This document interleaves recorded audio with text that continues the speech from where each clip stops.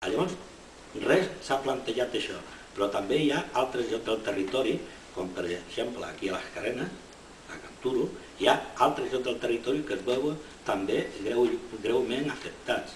Aquí no s'hi parla d'això. No s'ha negociat res de tot això. No s'hi parla de què hi posaran, ja fins i tot a la losa que es posarà a Can Tries. Doncs, sin embargo, durant molt de temps s'hi havia parlat de tot un plegat de contraprestacions. Sota la taula no hi ha cap negociació ni cap plantejament de contraprestació, que no és que nos lo den para que nos callemos, és que està dintre de la negociació, o ha d'estar dintre de la negociació com es planteja amb altres llocs que es fan infraestructures d'aquest tipus. Per tant, res, es va posar sobre la taula en un moment donat el pont de Sant Miquel de Guanteres. I, home, això no és plantejable.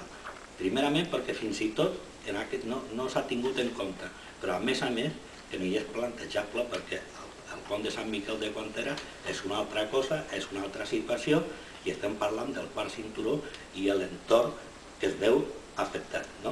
Però tampoc s'hi ha parlat en cap moment aquesta modificació que s'ha de fer sobre el projecte d'execució, qui la farà, quan es farà, qui la tramitarà, quin contingut. Això no se'n diu res, però tampoc s'ha negociat com se va gestionar l'obra en si mateixa, perquè l'obra, com diu el company, doncs això no és una obra per dentro de 2 mesos, ni acaba amb les eleccions.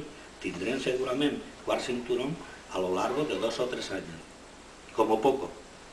I és més, sembla que hi ha coincidència en considerar que el seguiment i la gestió de com se fa el quart cinturó serà una prioritat de qualsevol equip de govern que s'ha de les eleccions, perquè no hi pot ser d'altra manera, perquè és la qüestió més important en aquest moment. Res d'això hi ha plantejat.